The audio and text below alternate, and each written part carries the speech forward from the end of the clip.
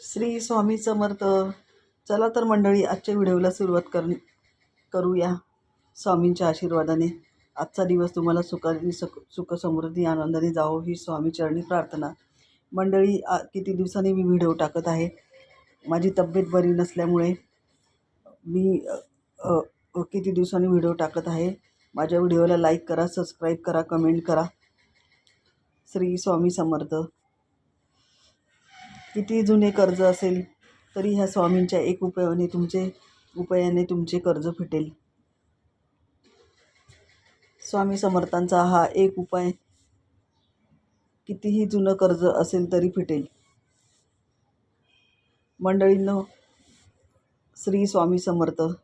आयुष्यात असा एक काळ येतो जेव्हा चारी बाजूंनी संकट घालतात. पदरात कर्जाचा डोंगर साचतो, डोक्यावर व्याजाचं ओझं असतं आणि रात्रीचं झोप उडते.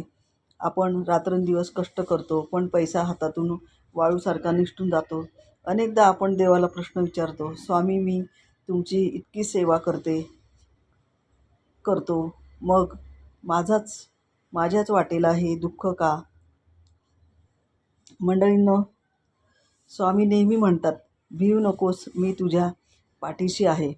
पण स्वामींची कृपा त्याच घरात स्थिर राहते जिथे कर्माची आणि योग्य उपायांची सांगड घातली जाते. आजच्या ह्या व्हिडिओमध्ये तुमच्या आयुष्यातील अंधार दूर करणारा दिवा ठरू शकतो. आज मी तुम्हाला कर्जमुक्तीचा असा एक दिव्य आणि अनुभवातून आलेला तोडगा सांगणार आहे, ज्याने हजारो स्वामी भक्तांचे आयुष्य बदलले आहे.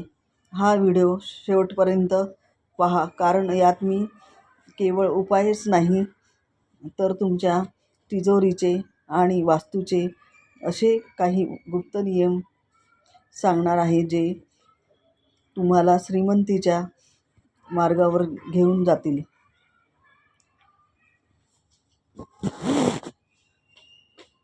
नंबर एक, कर्ज का वाढतं? आध्यात्मिक आणि वास्तुकारण उपाय करण्यापूर्वी हे समजून घेणं गरजेचं आहे की कर्ज का फिटत नाही.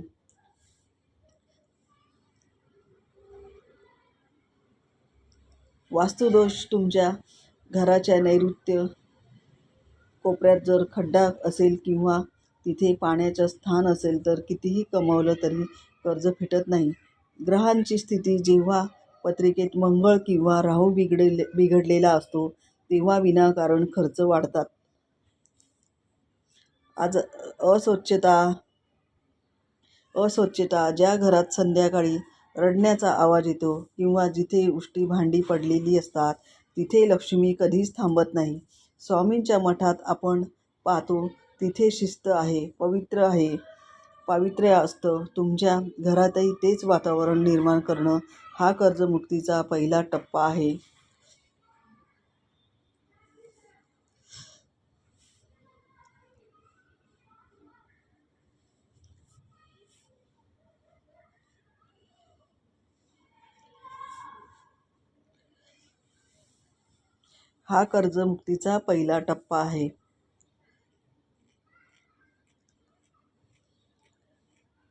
आता नंबर 3. नंबर 2, मुख्य महाउपाय. पिंपळाचे पान आणि स्वामींचा मंत्र. आता हा मुख्य उपाय नीट लिहून घ्या किंवा लक्षात ठेवा. हा उपाय तुम्हाला सलग 11 दिवस 11 शनिवार करायचा आहे. शुद्धता. शनिवारी सकाळी लवकर आंघोळ करा आणि स्वामी समर्थांच्या केंद्रात किंवा घरातील स्वामींच्या फोटोसमोर बसा. साहित्य. 1 ताजे पिंपळाचे पान घ्या. जमिनीवर पडलेले नको. ते गंगाजलाने किंवा स्वच्छ पाण्याने धुवून घ्या. लेखन. अष्टगंधाने किंवा शेंदुराने त्या पानावर श्री स्वामी समर्थ असे लिहा. संकल्प. ते पान स्वामींच्या चरणाशी ठेवा. मनातल्या मनात तुमचे कर्ज किती आहे आणि ते फिटण्यासाठी स्वामींनी मार्ग दाखवावा अशी कळकळीची विनंती करा. रडून सांगा, स्वामी आपले आई-वडील आहेत. त्यांना तुमचं दुःख सांगा.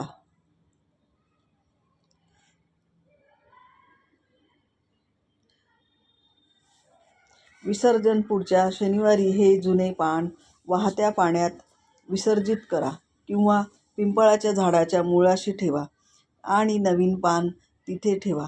महत्त्व. पिंपळात विष्णूचा वास असतो आणि स्वामी हे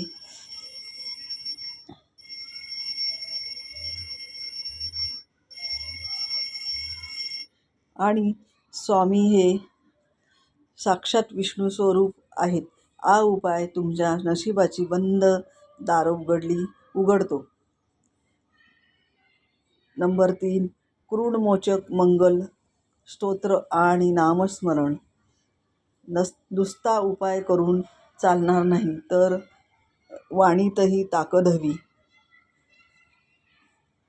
स्तोत्र पठण. कर्जमुक्तीसाठी कृणमोचक मंगल स्तोत्र हे अमोघ शस्त्र आहे. रोज सकाळी स्वामींसमोर बसून हे स्तोत्र एकदा म्हणा.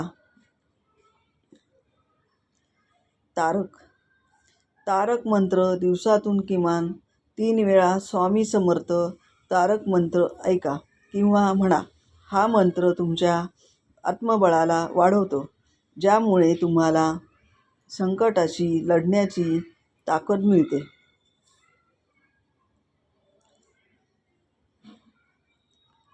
मंत्राची शक्ती. अशक्य ही शक्य करतील स्वामी हा केवळ शब्द नाही, तर हा एक अनुभव आहे. हा जप करताना मनात पूर्ण विश्वास ठेवा की माझं कर्ज फिटणारच. नंबर 4. तिजोरीचे 5 गुप्त नियम. तुमच्या हातात पैसा टिकावा ह्यासाठी हे 5 नियम पाळा. 1. लाल कापड. तुमच्या तिजोरीत नेहमी एक लाल रंगाचे रेशमी कापड अंथरा. लाल रंग लक्ष्मीला आकर्षित करतो. गोमती.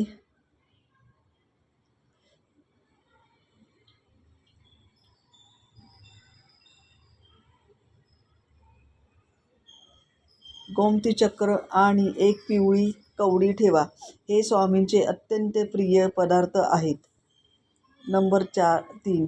उतरती वेळ. संध्याकाळी देवासमोर दिवा लावल्यावर कोणालाही पैसे उधार देऊ नका. उत्तर. दिशा. कपाट किंवा तिजोरी अशा प्रकारे ठेवा की ती उघडल्यावर तिचं तोंड उत्तराकडे कुबेराची दिशा असेल. उत्तर तिजोरीला रोज चंदनाचे किंवा गुलाबाचे अत्तर लावा. सुगंधाकडे लक्ष्मी लवकर धावून येते. नंबर 5. स्वामी समर्थांचा चमत्कारी अनुभव. स्वामी भक्तांचा जीवघेण्या कर्जातून मुक्ततेचा अनुभव.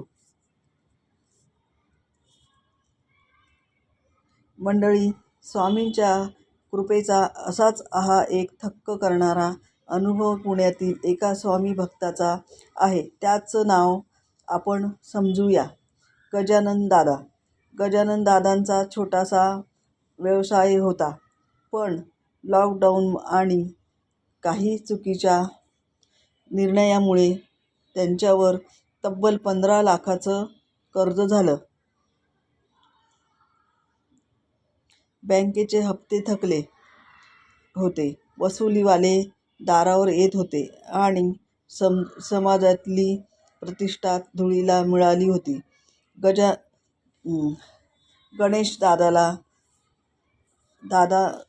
दादा इतके खचले होते की त्यांच्या मनात आत्महत्येचे विचार येऊ लागले. पण त्यांच्या पत्नीची स्वामीवर अढळ श्रद्धा होती. त्यांनी गणपती दादांना अक्कलकोटला नेलं आणि स्वामींच्या चरणी डोकं टेकवलं. तिथे गेल्यावर एका वृद्ध महाराजांनी त्यांना सांगितलं, भिवू नकोस, स्वामी पाठीशी आहेत, फक्त सेवा सोडू नकोस.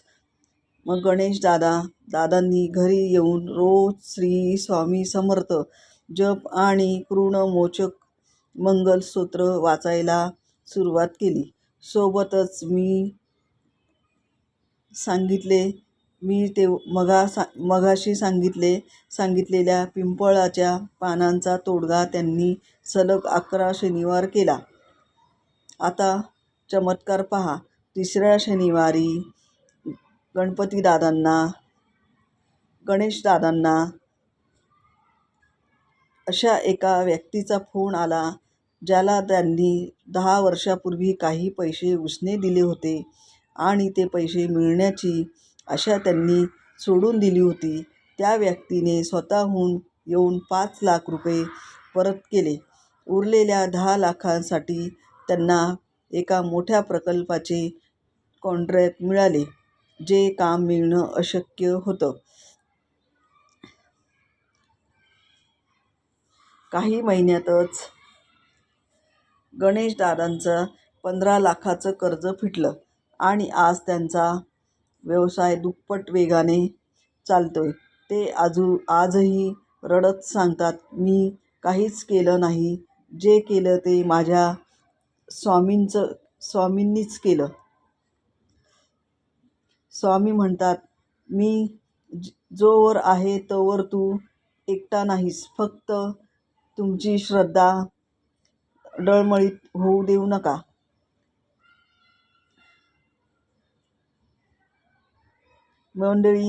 मंडळींनो, संकटाच्या वेळी स्वामींवर सोपवून द्या, ते मार्ग काढतीलच. उद्यापासून हा उपाय सुरू करा आणि तुमच्या आयुष्यात येणाऱ्या बदलांचा अनुभव घ्या. हा व्हिडिओ तुम्हाला कसा वाटला कमेंटमध्ये नक्की सांगा. श्री स्वामी समर्थ नक्की लिहा. तुमची एक कमेंट तुमच्या जीवनातील नकारात्मकता दूर करू शकते. आपल्या गरजू नातेवाईकांना आणि मित्रांना हा व्हिडिओ शेअर करा, कारण दुसऱ्याचे दुःख दूर करण्यातच खरी स्वामी सेवा आहे. मंडळींनो, व्हिडिओ आवडला असेल तर नक्की लाईक करा, शेअर करा, सबस्क्राईब करा. मला तुमच्या कमेंटची खूप गरज आहे. भेटू आपण नेक्स्ट व्हिडिओमध्ये. श्री स्वामी समर्थ.